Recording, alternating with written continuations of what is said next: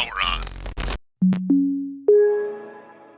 Woo! The sound that you just heard was the supposedly, though not so supposedly at this stage, was the new startup sound for none other than, wait for it, I know you already know it from the title of the episode. The new startup sound for Windows 11. Gotta admit, it kind of sounds like a bit of a refresh on the Windows 95 startup sound. Boy, that's a classic.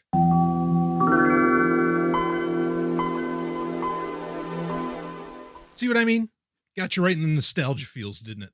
Anyway, yeah, this is quite the shock, in my opinion. And we're going to break down what we basically know so far about Windows 11, which is going to be officially announced coming up this Thursday as of this recording, which would be June 24th. There's going to be there's actually going to be two events. One event is apparently around the reveal of Windows 11 itself. The other event would potentially, I guess, be about Windows 11 apps, or, you know, the development or the side for developers about Windows 11, as to where the first event would be more consumer focused. In fact, it was earlier this month that Microsoft had announced that during this June 24th event, they were going to reveal the next generation of Windows. That was their exact word, quote, next generation of Windows, end quote. We didn't know the name of what this would be other than the code name of Sun Valley, which kind of sounds like how, you know, Mac OS gets named, right, by Apple. We knew about the name Sun Valley. We didn't know if it was just going to be some major new update to Windows 10. Now, all right, we got to back up a little bit because we got to talk about Windows 10 to understand this whole situation. So Windows 10, which came out, 6 years ago? We covered it quite a bit, during its development, when it was getting announced and everything. Really, that was actually the very early years of Sovryn Tech when we were talking about that.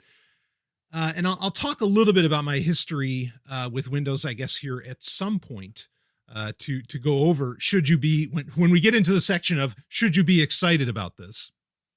But here's the thing. Those years ago, when we were talking about it on Sovryn Tech, we read from a Microsoft employee, as well as multiple journalists, okay, who were saying that Windows 10 was the last version of Windows. Now, I am going to take a moment to pat myself on the back. Why? Because I have regularly said that no, Windows 10 is not the last version of Windows, as to where the rest of the tech press bought into this notion. And I want to be fair to them. So what happened was in 2015, you had Jerry Nixon, who is whatever they call a tech evangelist at Microsoft, as in he's a Microsoft employee. He works at Microsoft. He is the person.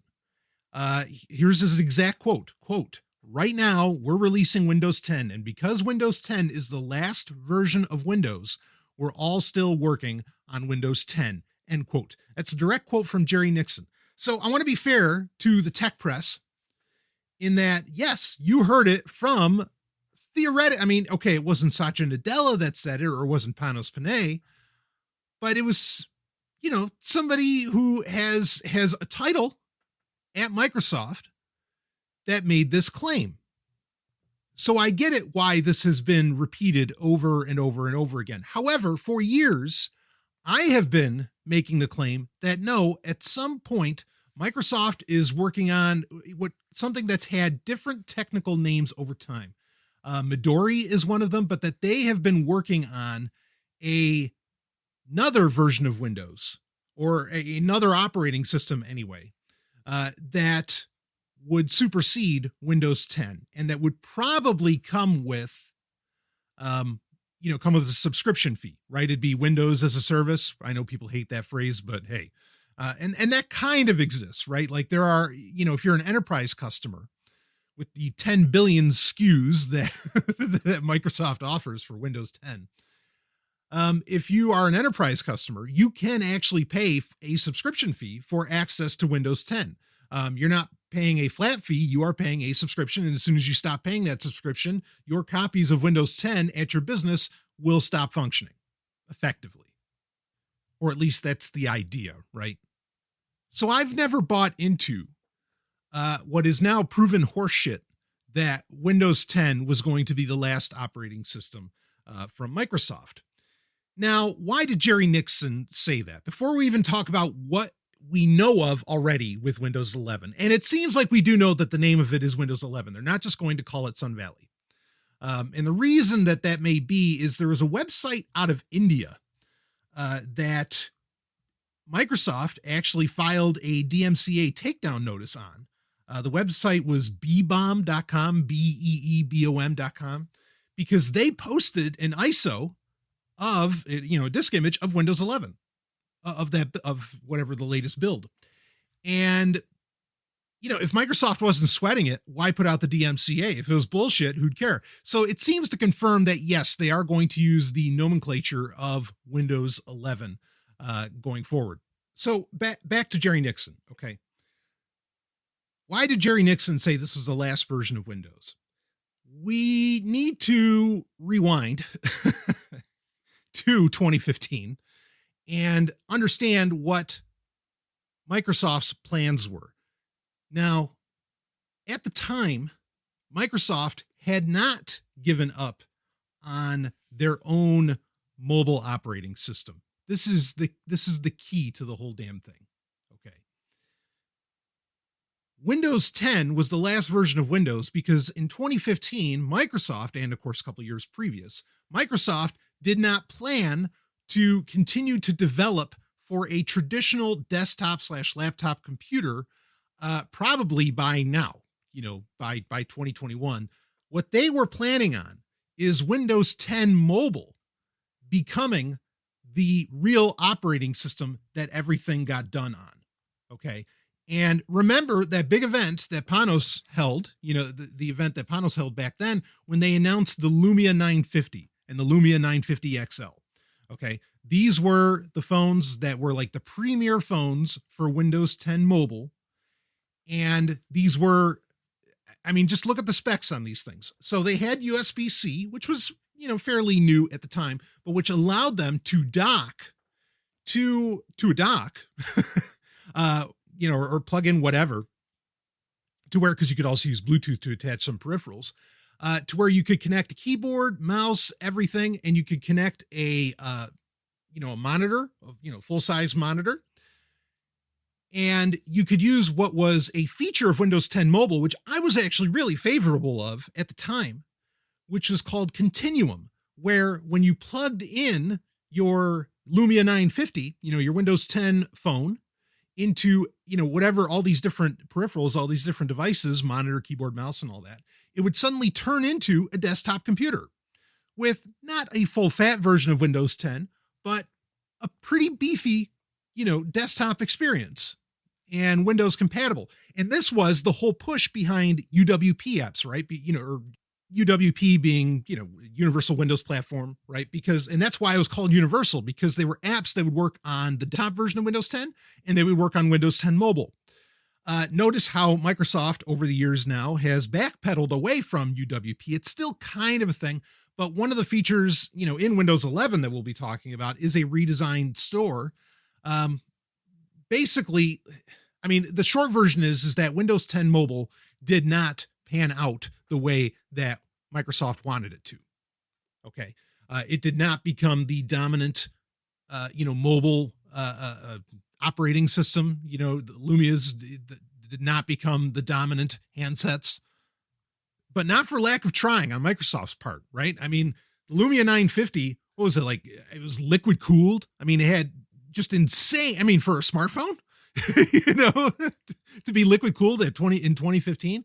It just had insane specs. It could handle the micro SD card slot, could do, even though they didn't exist yet at the time, but it was prepared to handle like 2 terabyte micro SD cards and everything. It's abundantly clear that they were positioning the Lumia series, Windows 10 Mobile, as like your computer. You would basically replace your computer with your smartphone. In fact, even, I mean, what was the slogan for the 950 XL, right? It was something like the phone that works like your PC. That's literally what they billed it as, what they marketed it as. Jerry Nixon in 2015 saying Windows 10 was going to be the last version of Windows is absolutely true, because Microsoft was positioning to go all in on mobile and basically turn mobile to, when you needed a desktop, you'd turn it into a desktop. Now, I mean, when you say Windows 10 being the last, I think it's pretty clear Jerry Nixon was talking about the consumer space more so. And that in the enterprise space, there'd be a different thing. But then often enough, or at least historically, enterprise versions of Windows can have different names. So really, I guess I'm saying that at the time that Jerry Nixon made that claim, that was absolutely the plan. Things didn't work out the way Microsoft wanted it to. I wasn't necessarily opposed to the idea of Windows 10 mobile. I mean, I thought Continuum, again, was really, really brilliant. Okay. It's not like it was a dumb idea. I actually think it was a great idea. In fact, I think it's an idea that's well ahead of its time. I know Samsung does it. I know Ubuntu was trying to do it. I know that there have been plenty of other attempts, or there are implementations that exist right now that can kind of do the same thing. But to have Android is just not seen as a desktop operating system, and it's not going to really fit in most workplaces, as to where Windows 10 absolutely would have, even Windows 10 mobile, thanks to UWP.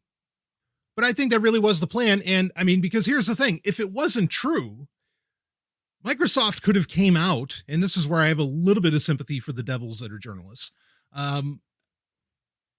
They could have corrected Jerry Nixon, but they didn't. They didn't say anything about it. And a part of me has a very hard time believing that journalists, which there are plenty who just cover Microsoft, right? And some of them are very good. I can't believe they didn't bother to get confirmation on this, and that no one confirmed it.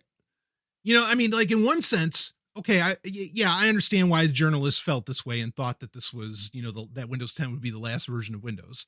And again, I think that was really the plan. So it's not like it was an inaccurate statement, but I have a hard time believing that none of them reached out to any of their contacts at Microsoft and didn't try to confirm this, what was really a very bold statement, considering the regular, Microsoft traditionally, since Windows 95, has made such a big, they're like major events that they would hold, about the next version of Windows and everything, kind of like what we may get on the 24th. But I say this to suggest that, I don't feel too bad for the journalists, because at the same time, they didn't do their due diligence. Okay. I didn't have to do due diligence because I don't believe them. I didn't believe Microsoft that it was going to be the last version of Windows. So then I guess the question becomes, why do the major rebrand, to Windows 11? Why take it away from Windows 10 if Windows 10 has been such a staple and it took so long to get so many people away from Windows 7 onto Windows 10? Why come out with a new version of Windows now? Not that a 6-year release cycle is that crazy for a new version of Windows. Okay. The only one that seemed to really come out even sooner would be Windows 7 in comparison to Vista, to replace Vista. But I think you have two issues here. That are also the reason why they're not just giving it another major name. I wouldn't be opposed to them doing what Mac OS basically does, where they call, what's the new Mac OS, right? It's Big Sur or whatever, and instead Microsoft just calls theirs Sun Valley, and, they move on with that. And there's a chance that could still happen. Let's be, upfront here. That's all they're going to do. They're not actually going to rebrand it to Windows 11, but it seems very, very clear. Oh yes, they're going to call it that. We could get into, what would it be smarter to name it? Should they just call it Windows and not give it a number anymore?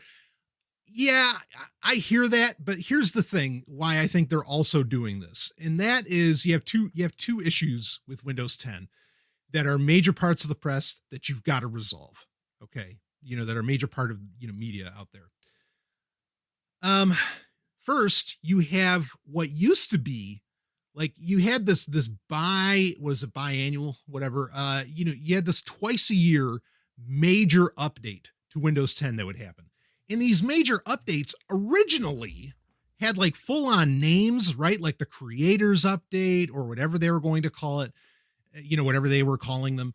And in many ways, like the new feature set that would come with these biannual updates would basically be would almost be an entirely new operating system on its own. And you can listen to back episodes of Sovryn Tech when these would happen, and I review them because that's what they were. When I would take a look at everything involved, I was like, whoa, shit, this is like a whole new operating system.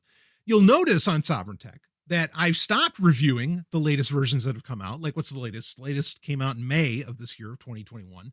21H1, I think is the code name for it. Because they're not major like feature updates. There's just not a bunch of crazy shit going on under the hood like there were in the first, I'll say 2 to 3 years of Windows 10's lifespan. But basically that biannual update which is supposed to be, akin to service packs for like Windows XP or, I guess Windows 7 kind of had those, but Windows XP is where people really think of service packs as meaning something because Service Pack 2 was such a massive update, right? Bringing a firewall to the OS and so on.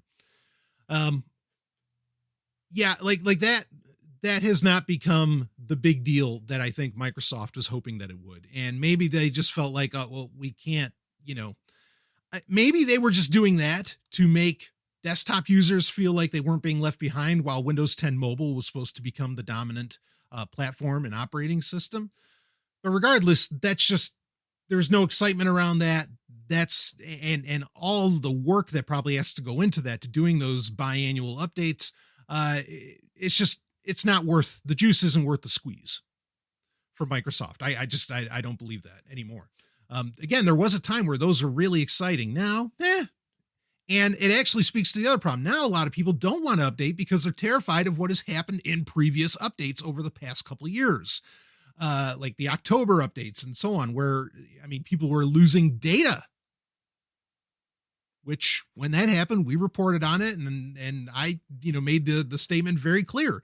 The instant that any company, even the one as big as Microsoft, loses your data, okay, now you didn't delete it, just their software fucked up, or their OS even fucked up so hard that it deleted your data. As soon as someone deletes your data on you, they no longer deserve your business. And I still stand by that. But we'll keep, we'll keep talking here about Windows 11. That does speak to the issue with Windows 10. The second issue that Windows 11, the rebranding, I think is here to resolve. And that is that, there's so much negative press around Windows 10. And look, in tech press, there's the old saying, there's no such thing as bad press. Oh, that's not true in tech. not when you're a tech giant, especially. There absolutely is such a thing as bad press. And Windows 10 has it in spades. And Microsoft would do well, even just from a perspective or marketing standpoint, to get away from all of that. But okay, you get away from the foibles of, and the fuck ups of Windows 10. Well, Windows 11's got to live up beyond those. But that's also why I think they need to stick with some kind of new, important, like big name for each successive version of Windows. Because whenever a certain version of Windows gets bad press, they need to have the new version of Windows that they can point at and say, yeah, but this one doesn't have that problem, right? This is the same situation, same scenario that happened with Vista. Okay. They released Windows 7 pretty quickly because they realized with Vista, they fucked up in many ways. And, they couldn't just come out and say, well, let's just call it Windows. No, it needed to have a new name to make it abundantly clear that it was not Vista. Okay. Just like Windows 10 needed to be named Windows 10. Even if it was meant to be the last version of Windows, it needed to be named Windows 10 to say, well, don't worry, this isn't Windows 8, because that fucked up. That didn't go over well, either.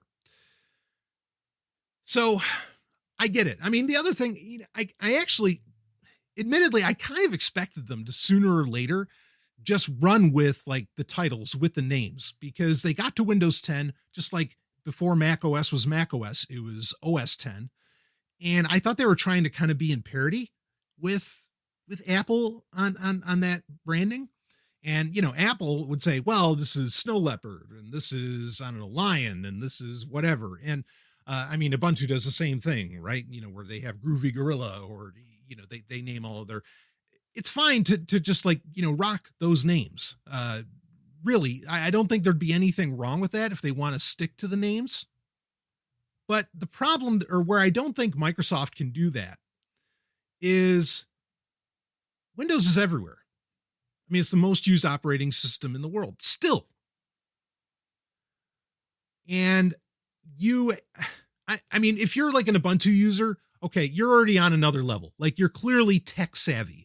Maybe not even in your ability, at least in your knowledge that Ubuntu even exists, right?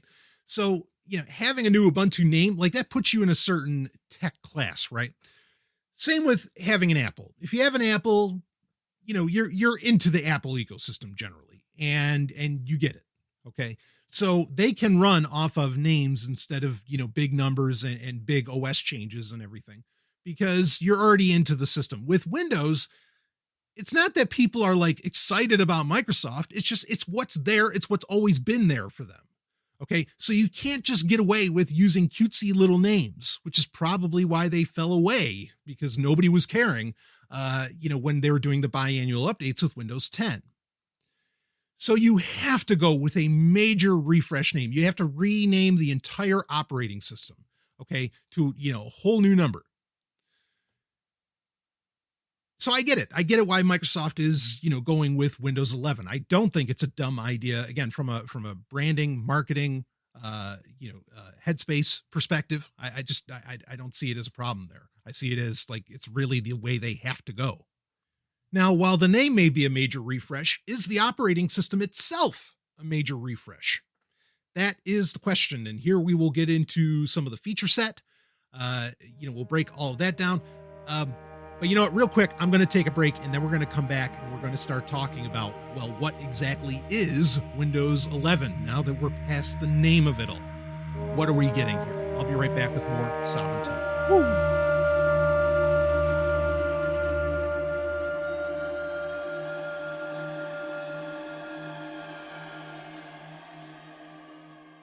Hey, is Sovryn Tech not enough for you? Well, let me tell you about something you'll never get enough of. No, I mean it. We're talking about a radio show and podcast that goes all night long, 7 nights a week, 3 hours a night, 365 days a year, and has been going since the early aughts, baby. I am talking about none other than Free Talk Live. It's the show you control. That's right. It's an open phones call-in show that is ready for you. And if you're worried that your voice isn't going to get heard, don't be. We are talking about the only libertarian radio show stateside. And not only that, it's also the number 26 talk show in the United States. Start listening now and go ahead and hit that massive back catalog at freetalklive.com. The Golden Stallion guarantees a good time, and you might even find some episodes with me on them when you do. That's freetalklive.com, and we thank them for sponsoring Sovryn Tech. Let's get back to the show.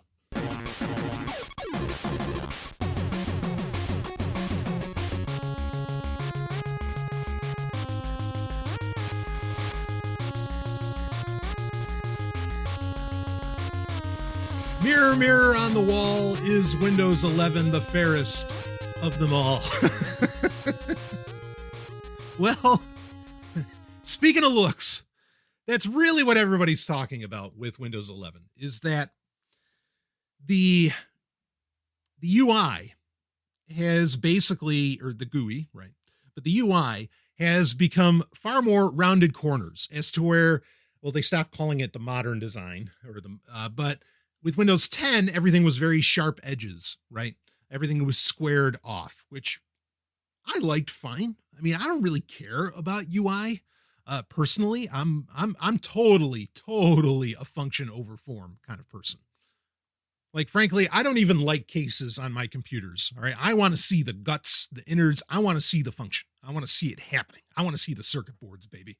The fans, all of it, all the lights. That's what I want to see. I don't give a shit how it looks. But that said, I didn't mind the look of Windows 10 as far as that goes.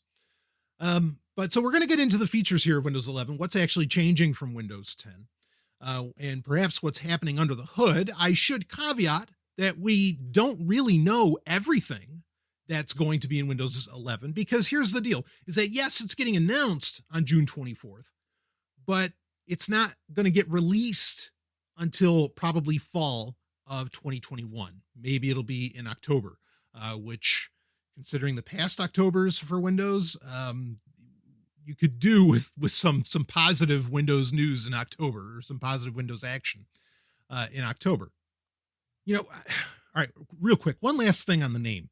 I know everybody's like, oh, I can't believe this isn't the last version of Windows, like that's the big news for them. Again, not news for Sovryn Tech. The part that gets, and it actually points to the fact that, no, really, they were planning on Windows 10 being the last desktop version. Again, we already broke all this down, how Windows 10 Mobile was supposed to be the real operating system, blah, blah, blah. Okay. Because here's the thing, like, if they were always planning on there being a Windows 11, why skip 9? like, why skip Windows 9? I know all the jokes around that. We've already covered them. Okay. You go back and listen to episodes of Sovryn Tech. We know the score. All right. But I'm just saying, in reality, like, why skip 9? It adds to the fact that, yes, Jerry Nixon was telling the truth at that time, that Windows 10 was going to be the last version of Windows because there wasn't going to be a Windows anymore. Or not a traditional desktop version. It was all going to be Windows 10 Mobile. But we're going to cover that with some of these features. Okay. I guess I'll just open it up and say, none of this impresses me. There's nothing here at all that gets me excited. Again, what a lot of people are talking about is how, what do they call it? The Flow UI, I think is what they call it now, where now there's rounded edges on everything, blah, blah, blah, which is arguably making it look more like macOS, gotta admit. That does jack shit for me. But are there other things than that? Sure, there are. For example, the start menu now is moving to the center. This is probably the biggest visual change, minus the rounded corners, that people are going to notice, is that the start menu is now in the middle. This probably has to do with Windows 11, appeasing a lot of different form factors, because it may not be the traditional screen, 16 by 9 or 4 by 3, whatever, 3 by 2 is popular now, right? Screen that you would see, where it makes sense that the start menu is on the left-hand side. At least we're still getting a start menu, right? Because remember, that's what happened with Windows 8. It's like, wait, where'd the start menu go? And then they had to release 8.1 and bingo. Suddenly it kind of came back. I do feel like this is sort of a halfway, or a half measure. It's not full on Windows 8 where they're getting rid of the start menu, but they're putting the start menu in the middle, probably because they expect you to hold your devices in a multitude of ways. For example, right, like the Surface devices, which are very popular. Microsoft Surface devices, minus the laptop, or a couple of the higher end models, are meant to be where you could hold them in either portrait or landscape mode, right?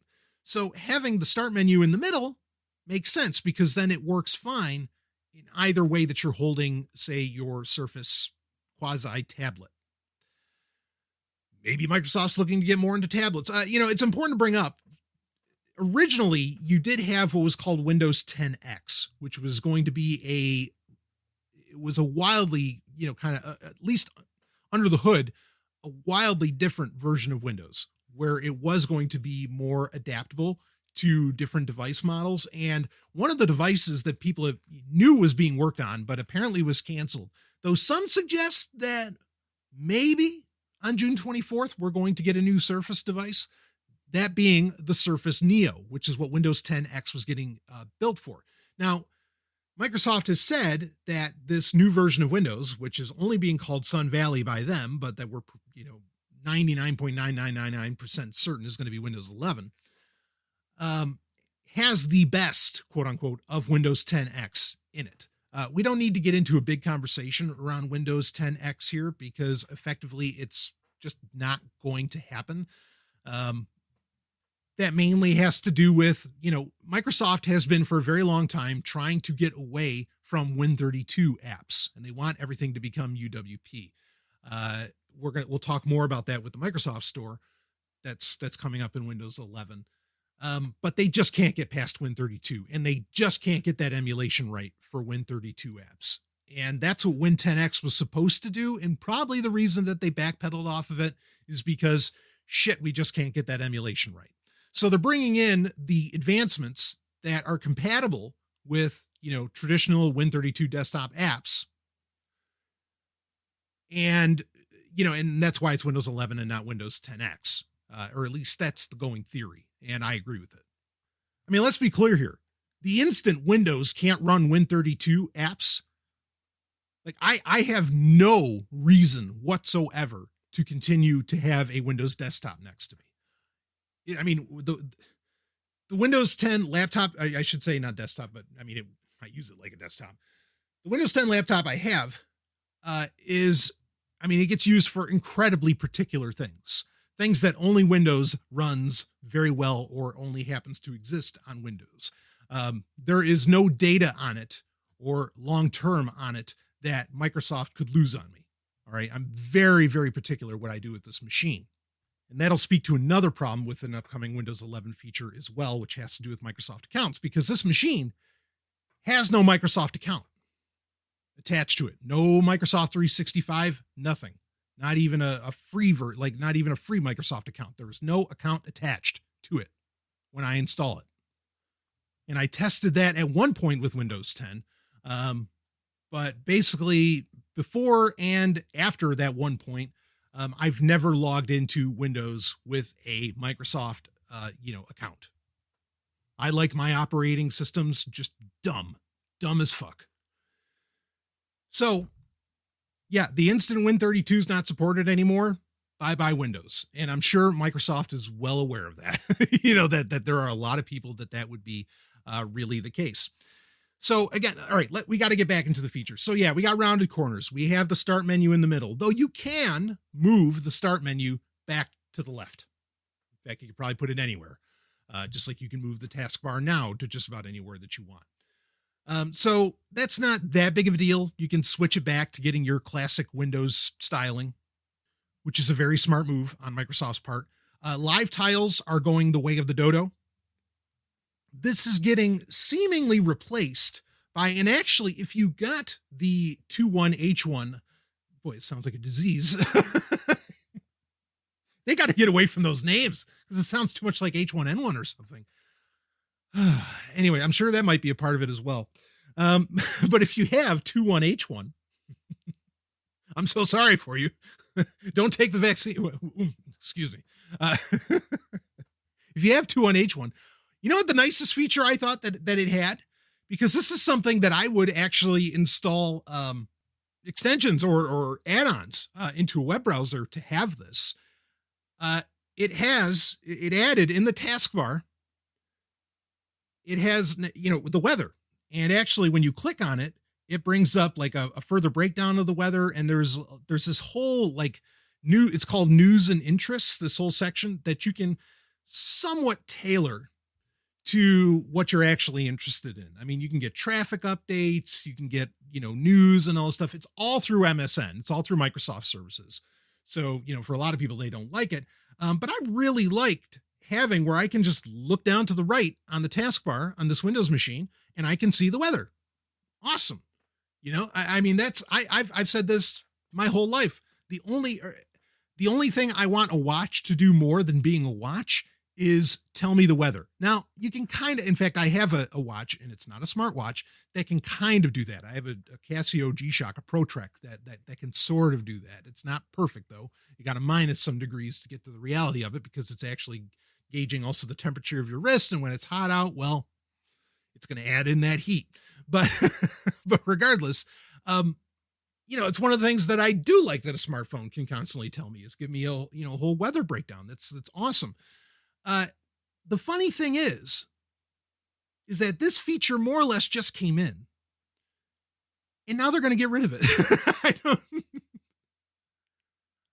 I'm baffled. Like it's the most useful thing they've done to Windows, frankly, since Windows 10 came out, in my opinion. Or frankly, it's been the most useful thing since Windows 7 came out. But they're replacing it with, you are going to get what is essentially a widgets panel, which is really just the same news and interest panel, but it's going to have, some widgets. Okay. So while at first that sounds cool, and actually it kind of does, because what it reminds me of is years ago, again, over a decade ago, on Windows 7, when on Windows 7 they had, and actually they started it with Vista and just kind of carried it on to Windows 7. It's sort of a legacy. It sort of shows how things were ahead of their time, and maybe we'll get into that more in a second. But with Windows 7 and Vista, you had widgets. They had widgets back then.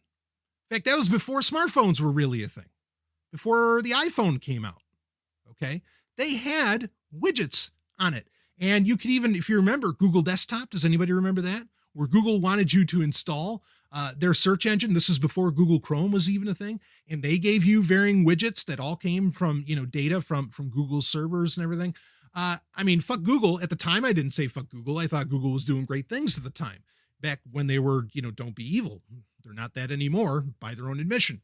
Kind of really, like, if you get rid of the phrasing, don't be evil, doesn't that sort of imply that you are? Yes. Yes, it does. Because if you're not doing evil, who cares, right? like keep the name or keep the slogan up. It doesn't matter. Anyway, but we had widgets 15 years ago, almost. This, not a new idea, to have a widgets panel on Windows. They're just bringing it back. The problem is that at the time, the widgets panel that you used to get in Vista and 7, or even with Google Desktop that you installed on Windows, okay, it wasn't a Chromebook or anything like that. Again, Chrome didn't even exist. It allowed for third-party developers to give you, like their own widget concepts. And that was really great. Like, that was such a cool idea at the time. I loved that. I thought that was really, really slick. It was one of the reasons I liked Vista. No. Don't confuse me. No, Vista was a piece of shit. And we can get into the whole history why. Mainly it has to do with drivers. But Vista, like the couple things I actually liked that Vista did, even though they were, way too taxing for computers at that time, or for most computers at that time. I loved the live desktop. Like, I used to have the flames just constantly going up for my background wallpaper. Like, the live wallpaper was awesome on that. And frankly, the visual, even though, I know I said I don't care about form, but like, that was actually really, really cool at the time. We're talking the early mid-aughts here. And the widgets I thought were fantastic. Having the weather, having a little clock, nicer clock, having calendar and all that, like those are dynamite, and would probably still be a thing on desktop OSs if smartphones didn't become the thing that they are. So anyway, this new widgets panel in Windows 11 does not allow for third-party developers at all. This is totally MSN, totally Microsoft-based services. That's it. You're not going to get anything fun and cool in here unless you really like Microsoft services. You do still get the weather, but you have to click it. You have to click the widget panel for it to come up. Maybe they'll change their mind on this, but I just think this is a 2 steps forward, 1 step back, if not more. It's just a bad move. Or yeah, I guess it'd be step forward, 2 steps back, right? It's taking them backwards. That's what I meant to say. Okay. So this is just stupid on their part. And also they're getting rid of the live tiles, which, not that I like the live tiles in the start menu at all. I thought that was largely a bad idea as well. But the one live tile I did like was the weather live tile, because it would, shift and show you different information. That was a nice move, but that's going away too. So, like, useful information that you want on your desktop is actually going to become harder to get access to effectively. And I don't understand it. The other part, and this is where the widget panel means absolutely nothing to me, is that to use the widget panel, you have to be logged into a Microsoft account.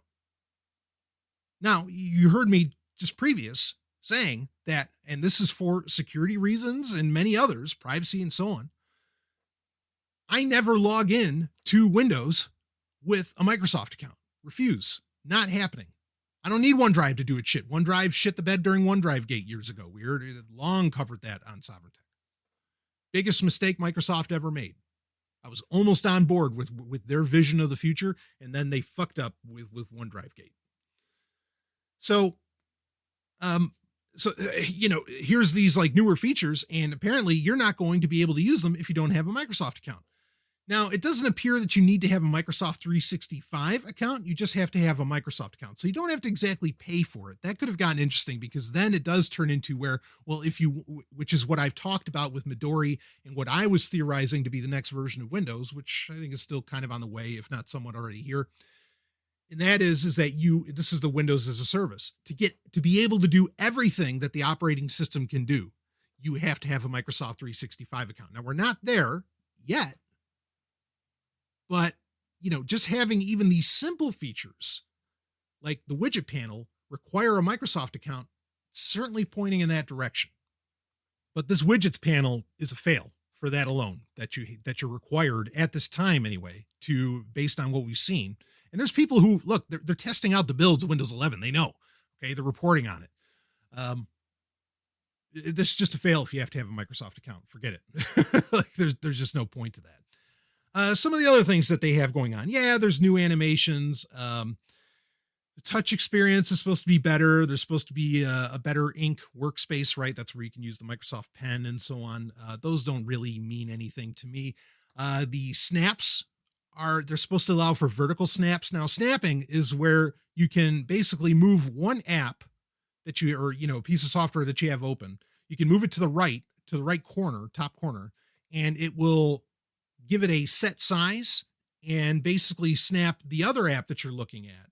I don't know, say you're doing spreadsheets and looking at a web browser, and it'll put them side by side in perfect form, filling up the screen. So, but normally it only does that horizontally. Now it's going to be able to do that vertically. Okay, I guess people will find that useful. I don't know. I never really got into the whole snap thing, and it pisses me off when it does it anyway. New sounds, new icons. You heard one of the sounds at the top of the show. We already talked about the widget panel. There is what they call their OOBE. There's going to be a new OOBE. What the fuck is that? No, the OOBE is just, I'm sure anybody that's used to dealing with these kind of acronyms, it's the out-of-box experience. So basically, when you first turn on a new computer or a fresh install of Windows 11, it will be different than Windows 10. I don't know exactly how it'll be different. Are they getting rid of the advertising ID? I think that'd be a smart move. They're probably not going to. Cortana's probably not going to really be a part of it because it's a major part of the Windows 10 OOBE. Nothing about that really excites me because I don't know how you could dumb down the whole process any more than they already have. So that doesn't really matter, right? There was improvement to make on how to install an operating system, back during when Windows 10 came out, and they did that as far as allowing anybody to be able to go through the process of installing, getting a new operating system up and running. But I just don't see how they could make that unless you're going to introduce some form of AI, which they sort of even already did. And that's what they're getting rid of. I just don't see how you can make it any simpler. So that doesn't really mean anything to me. And I don't think it's going to really mean anything to the end user unless they're going to make, the only thing you could do is have switches and have defaults that are more privacy enhancing. That's the only thing you could really do. That's why I mentioned getting rid of the advertising ID, which I always turn off. Now, WindowsCentral.com actually did a poll with their users. And you're already getting a passionate Microsoft base, I guess. So, it's interesting to look at. And as far as the new features that we've talked about so far, and these are really the only ones we know, they basically asked, what are you most excited about? And the one that took the most votes was the new start menu, probably because they're getting rid of live tiles, maybe because it's in the center. Maybe. And because I would imagine a lot of people that will vote on a Windows Central poll, probably own Surface devices. Like I said, where that start menu could make some sense. I'll just go down the list. The new start menu, when I say that it won the votes, it did so by 41%. So that's significant. Improved snapping experience, that was 25%. New touch experience was 18%, which kind of speaks to, yeah, a lot of these people, like I said, probably have Surface devices. New OOBE was 6%, widget panel was 5%, and then new ink workspace was 1%, which of course makes sense because, I mean, I don't even know that many people that use it. But regardless, the widget panel is really low on this. I hope everyone else feels that it's a dumb idea because I think a lot of people are like, wow, that's really great that we can just get the weather so quickly. But then Microsoft probably has the telemetry already that, hey, yeah, everybody's looking at the weather, but nobody's clicking on it because we don't care. Just give us the information that we want, not the bullshit that, you want to try and force on us. So you'll notice that in no way did I describe anything about enhanced security or speed. There have been some benchmarks done, but apparently these benchmarks have all now been considered faulty, where it seemed that Windows 11 was, just as an average, about 15% faster on every benchmark. Now that's significant, but as I understand it, all these benchmarks, somehow there was a flaw in them. And, like you can go to the articles that do these benchmarks and they'll say right at the top, update, these numbers we can no longer consider these accurate. I'm not exactly sure what happened there. Nobody's saying, but regardless, that's how it is. So the claim would be that it's somewhat faster. I mean, here's the thing, is that the only thing I ever want out of any new operating system, yes, I want more security. I don't really need it to do more. Like to do things, like to have new features. A lot of times I want that left up to open source third-party developers, regardless of what operating system I'm dealing with. But, okay, make it more secure. That's good. And to Microsoft's credit, minus an Outlook issue that they had this year. I mean, like Windows Defender has basically eliminated every antivirus system out there, in my opinion. Malwarebytes is still, viable, but like otherwise, I mean, all security software for Microsoft or for Windows is all meaningless because Windows Defender does, for what it does, a great job. So, make it more secure. Okay. Like I want you to do that. And then not necessarily make it faster, though this is being faster is a byproduct of this. I want you to make it leaner. I want you to make it work on lower and lower end hardware. Those are the two things I want out of any new operating system. Is I want it to be leaner, as in it takes less horsepower to make it run. I don't necessarily need it to be faster. I want it to, it will be faster because of this if you have, stronger hardware, but I want it to run on the lowest hardware possible. This is exactly these two things, security and that leaner leaner operation, less intensive operation, is exactly what Windows 7 delivered over Windows Vista. And that's why 7 to date is still widely used around the world. Not because people don't want to, or, because people are somehow lazy or something and they're just not updating. No. Windows 7 is still hot because for very active reasons, because people actively want to keep using it because it is such a lean and mean operating system. And it is. I've said this before, Windows 7, it's between 7 and XP as far as which one of those will go down, widely thought of as the greatest version of Windows of all time. Personally, I think Windows 2000 takes the cake on all of them because it had all of the advantages of XP. Yeah, it didn't have the 64-bit, though there was a 64-bit version of XP. It just wasn't very popular. Yeah, it didn't have 64-bit, the 64-bit capabilities and compatibility that Windows 7 had, but it looked like Windows 95, but it had all the speed and advantages of XP. I love Windows 2000. That's neither here nor there. But XP or 7, basically 7 is going to go down as probably the greatest Windows operating system of all time. Windows 11, there's not a chance in hell that it's going to be seen that way. There's no way, because it's not that different. This is really just a skin over Windows 10. And if everything out of this episode, if you didn't listen to any of it, that's the one part that you need to listen to, is that this is basically just a skin over Windows 10. It is still effectively Windows 10.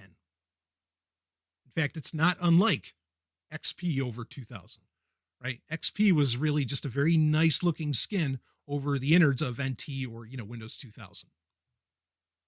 But as far as we can tell, you're not getting more security. You're not really getting, I mean, you may get more speed, but you're not getting a leaner operation. Okay. You're not getting a less intensive operation of the operating system. So is the Golden Stallion excited about this? Not in the slightest. I mean, just not at all. Like there's nothing, literally nothing about this that gets, gets me hot and bothered. Nothing. It's boring. Unless they're going to announce something that somehow, nobody was able to find, that nobody had any idea was going to be a feature. I mean, and that's possible because, again, it's not coming out until October, and maybe they haven't put it into the, insider ring code bases or anything yet for people to pick away at. But yeah, I can't picture it. There's nothing there. I don't see any grand reason. I mean, it's not like they're going to stop putting out security patches for Windows 10. There's no reason to rush to install this. In fact, arguably, there's every reason to not rush and install it. Let the guinea pigs, fry their machines before you do yours, and work out the kinks, because there always are. I think the other reason behind this play is that, for a lot of people, the reason that they are, when they update to a new version of Windows, not for all people, but for a lot of people, they only do it when they go and buy a new computer. And so, if they can get the marketing right, that this solves the problems of Windows 10, they're probably going to really reinvigorate the PC market, right? Selling the hardware, laptops, whatever. They're really going to reinvigorate that. I think that, and, again, we might be surprised, and I'll talk about it after the 24th. I will review that event. Okay. But I think it's important to, let's talk about what might be coming and get some of the, the foundation taken care of here so that we can just get into the nitty gritty of what was actually announced after the 24th.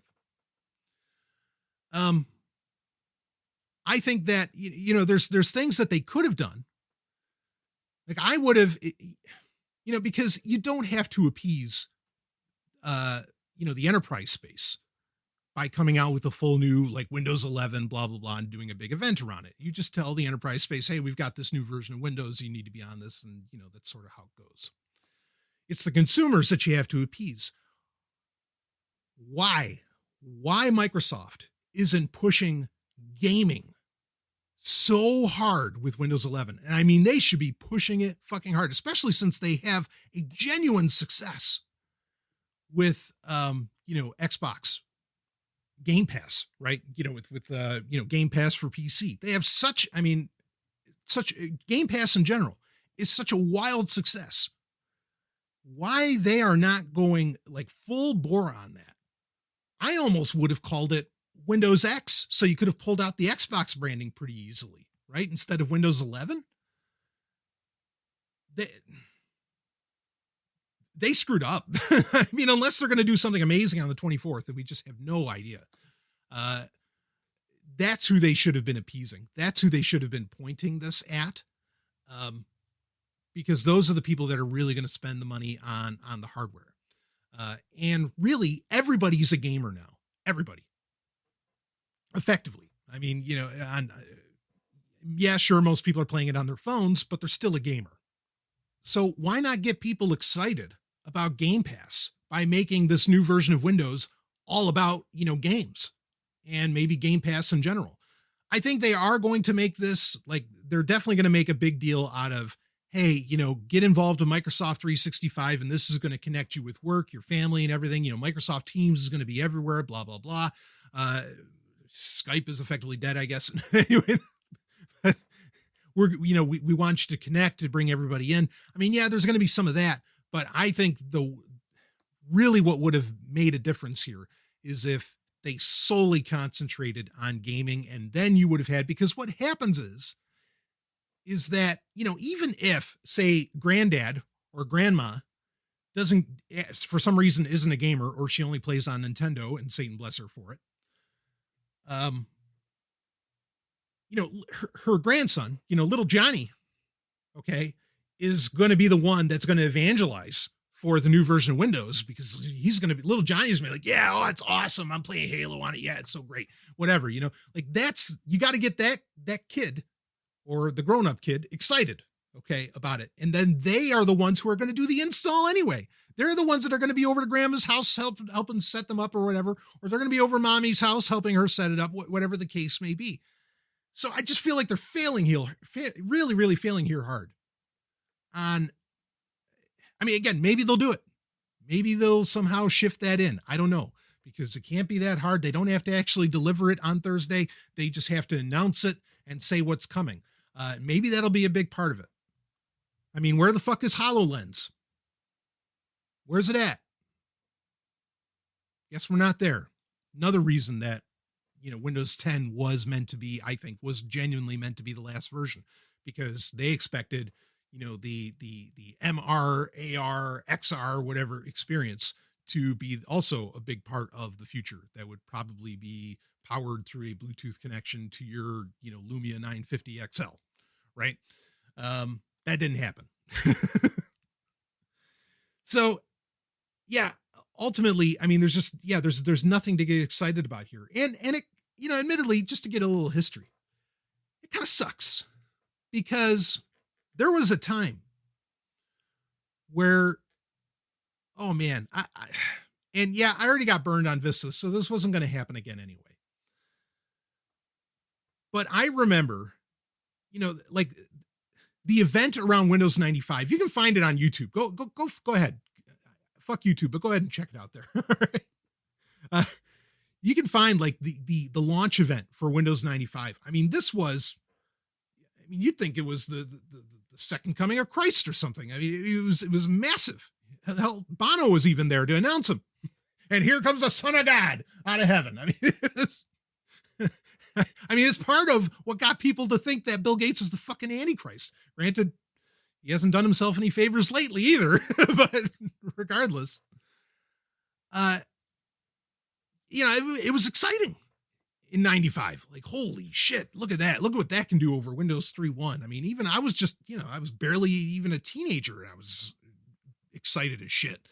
And then Windows 98 was coming, and Windows 98, it's like, well, you know, I love my 486. Windows 98 doesn't run that well on it, so I'll stick with 95 or something.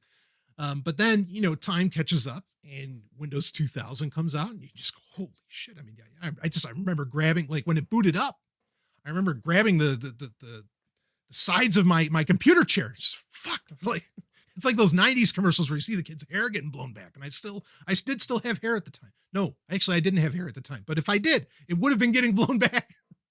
I've been bald since I was like 17. Anyway, so, you know, and because it was so amazing. And boy, then talk about soundscapes. You know, everybody's talking about, oh, these are the new sounds for Windows 11. Woo! Okay, they're not that impressive.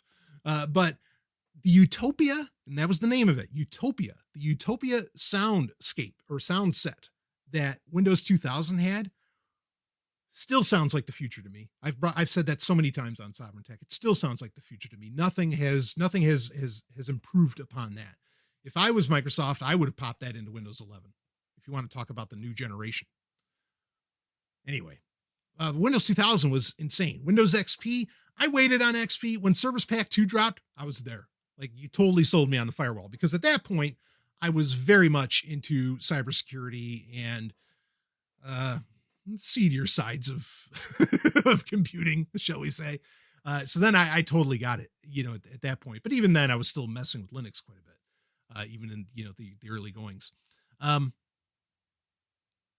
mean, hell, I was even messing with other operating systems. I was testing out BOS, I mean, OS2 Warp. Like I dug all that. Always been polyamorous as far as operating systems, and you should be too. Anyway, so Windows XP finally bought into that and thought that was awesome.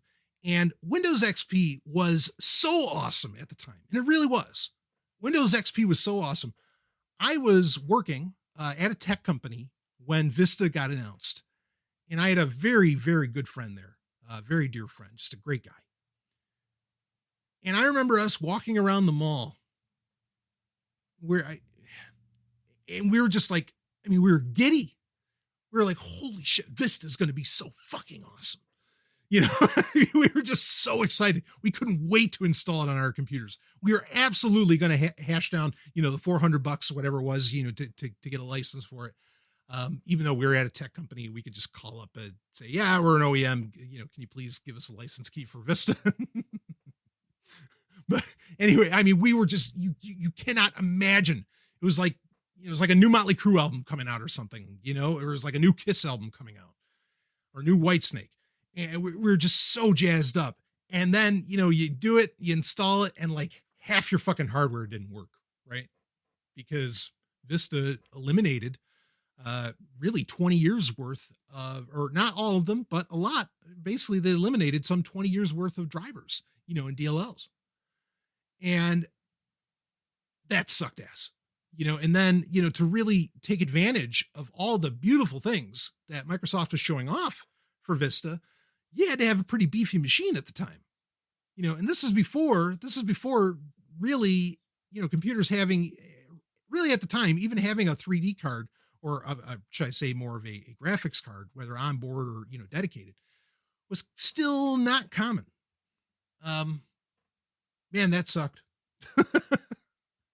That sucks so bad. Suddenly, like, your printer doesn't work anymore, or your scanner doesn't work anymore, or whatever, and it never will again because they're not going to support it.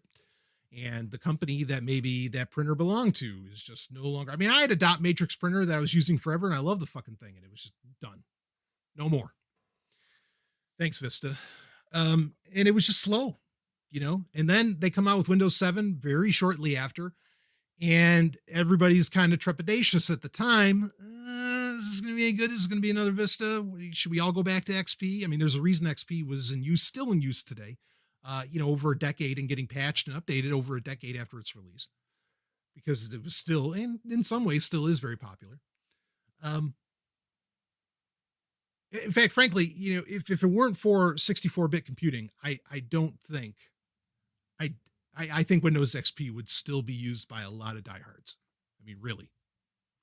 But we all installed 7 with trepidation, and then we saw how fast that fucker flew, and we instantly installed Windows 7 on every computer we had, minus the Linux machines. And I mean, because it just blew you away, kind of like Windows 2000 did. I mean, it really blew you away. Yeah. And then, Windows 8 happens, and it's like, wait, what are you doing? You're taking 20 steps backwards, even though arguably Windows 8 actually could run on lower hardware than Windows 7. A lot of what made Windows 8 just wouldn't function with that lower hardware. And so it sort of became pointless. And I've brought this up. I mean, I don't think I could really navigate around Windows 8. Like, I just never used it. Maybe once or twice. But I just completely skipped that. So I went right from 7 to 10.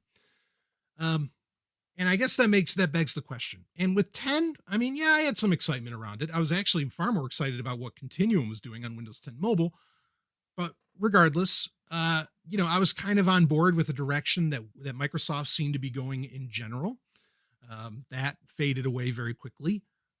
But, Windows 11, no, there's no excitement here. I can't picture it.